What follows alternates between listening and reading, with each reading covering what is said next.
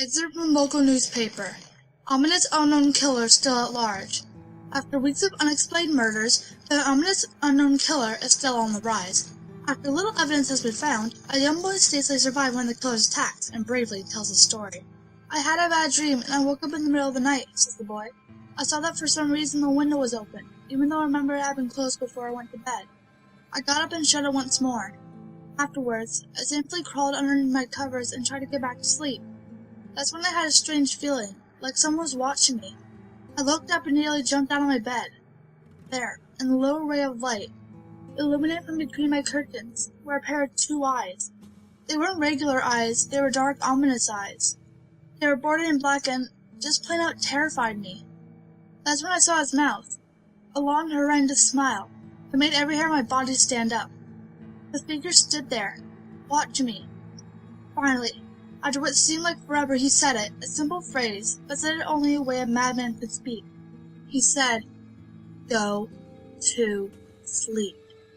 I let out a scream, and that's what sent him at me. He pulled up a knife, aiming at my heart.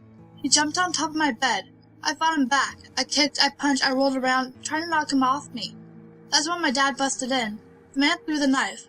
It went into my dad's shoulder. The man probably would have finished him off if one of our neighbors hadn't alerted the police.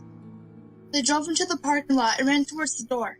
The man turned and ran down the hallway. I heard a smash, like glass breaking. As I came out of my room, I saw the window that was pointing towards the back of my house was broken. I looked out to see him vanish into the distance. I can tell you one thing. I will never forget that face, those cold, evil eyes, and that psychotic smile. They will never leave my head. Police are still on the look for this man. If you see anyone that fits the description of this story, please contact your local police department.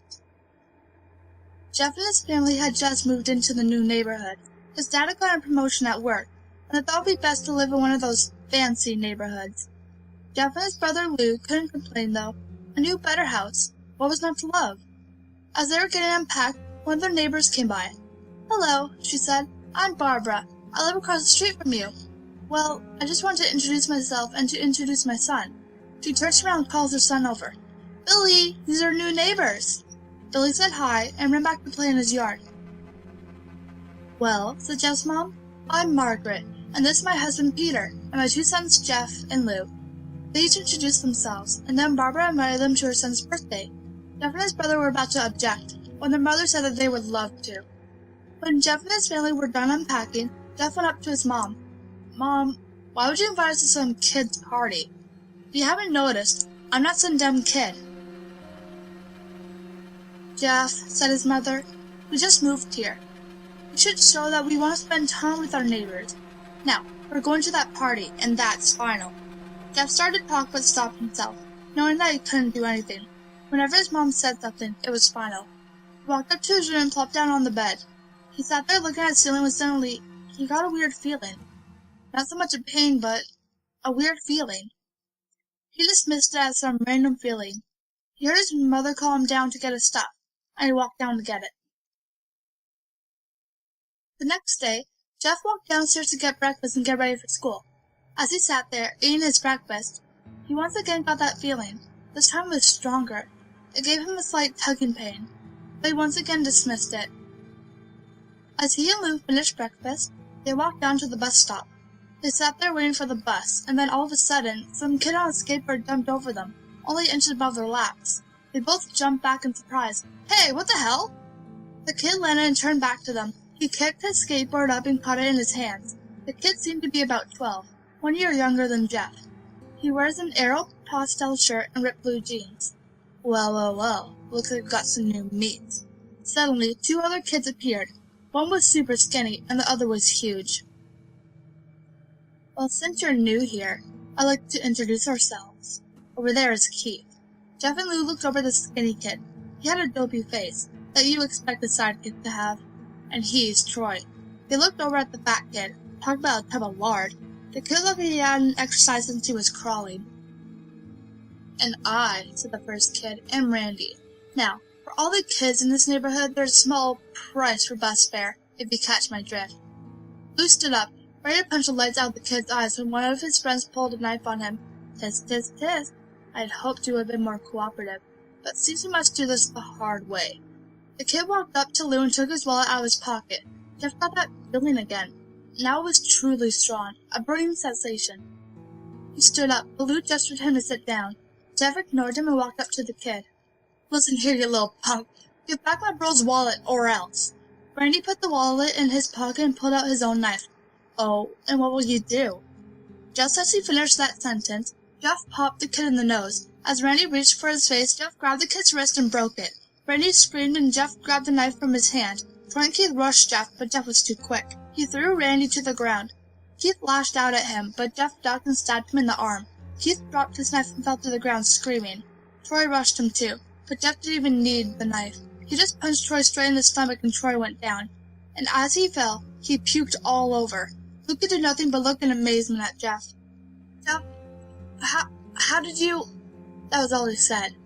They saw the bus coming and knew they'd be blamed for the whole thing, so they started running as fast as they could.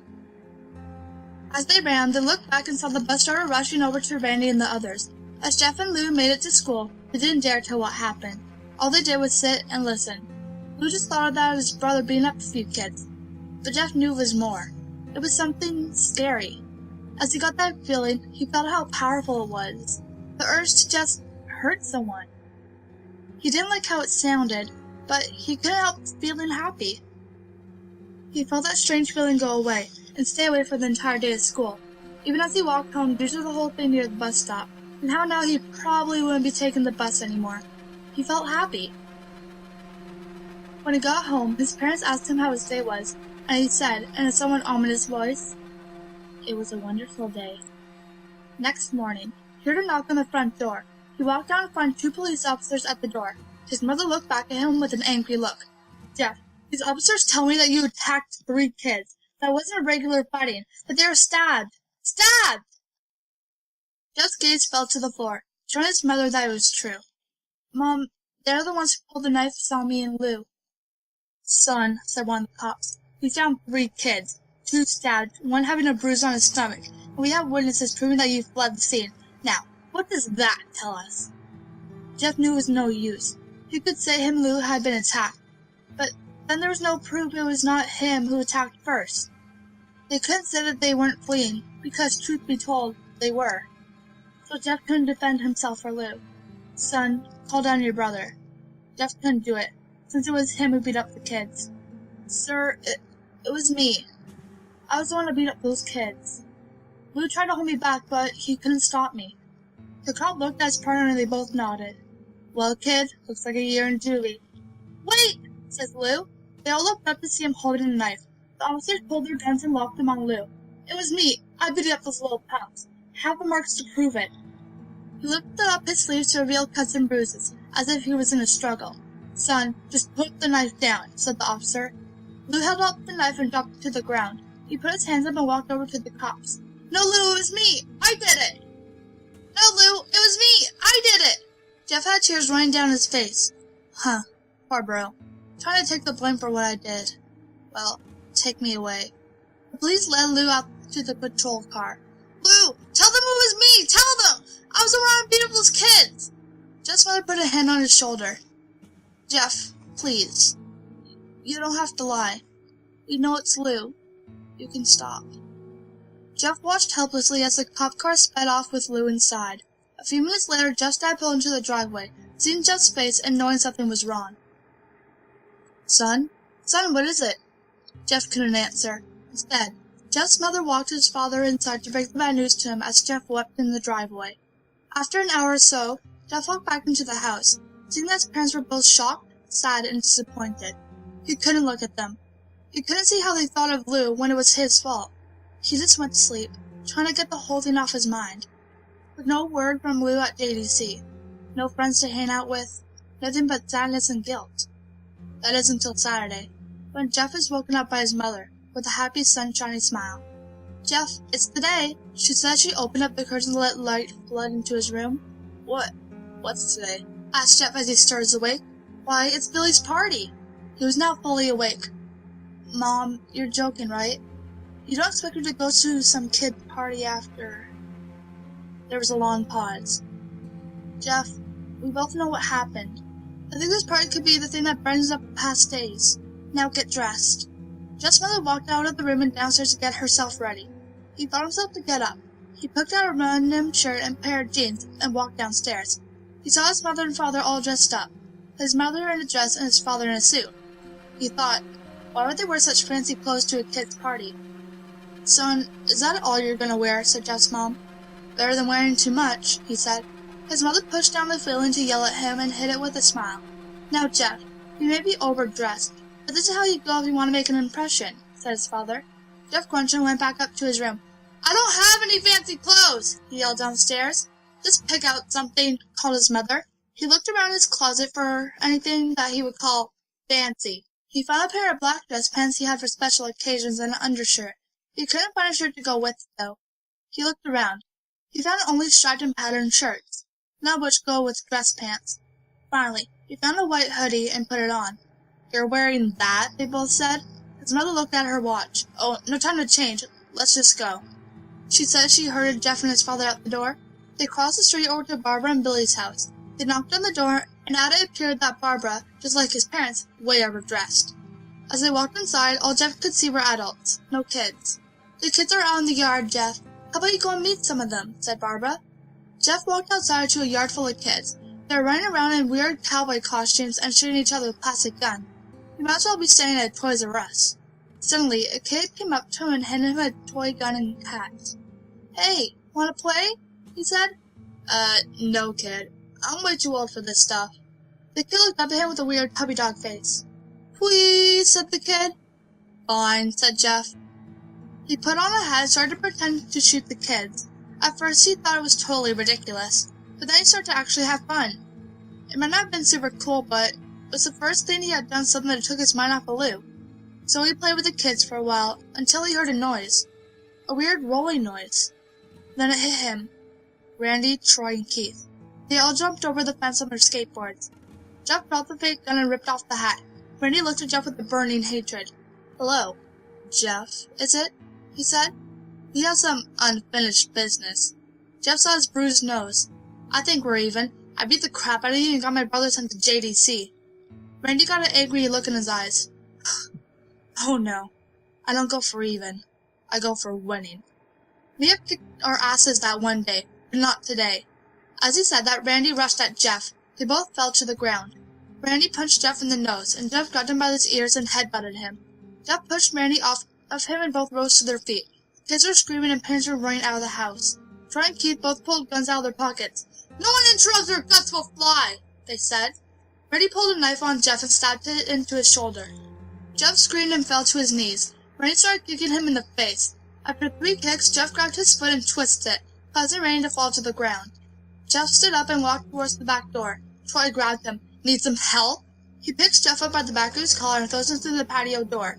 As Jeff tries to stand, he is kicked down to the ground. Randy repeatedly starts kicking Jeff until he starts to cough up blood. Come on, Jeff, fight me! He picks Jeff and throws him into the kitchen. Randy sees the bottle of vodka on the counter, smashes the glass over Jeff's head. Fight! He throws Jeff back into the living room. Come on, Jeff, look at me! Jeff glances up, his face riddled with blood. I was the one who got your brother sent to JDC, and now you're just gonna sit there and let him rot in there for a whole year? You should be ashamed! Jeff starts to get up. Oh, finally, you stand and fight! Jeff is now at his feet, blood and vodka on his face. Once again, he gets that strange feeling. Don't know what he hasn't felt for a while. Finally, he's up, says Randy as he runs at Jeff. That's when it happens. Something inside Jeff snaps. His psyche is destroyed. All rational thinking is gone. All he can do is kill. He grabs Randy and piles him to the ground. He gets on top of him and starts punching him straight in the head. The punch causes Randy's heart to stop. As Randy gasps for breath, Jeff hammers down on him, punch after punch. Blood gushes from Randy's body, until he takes one final breath and dies. Everyone's looking at Jeff now. The parents, the crying kids, even Troy and Keith. Although they easily break from their gazes and point their guns at Jeff,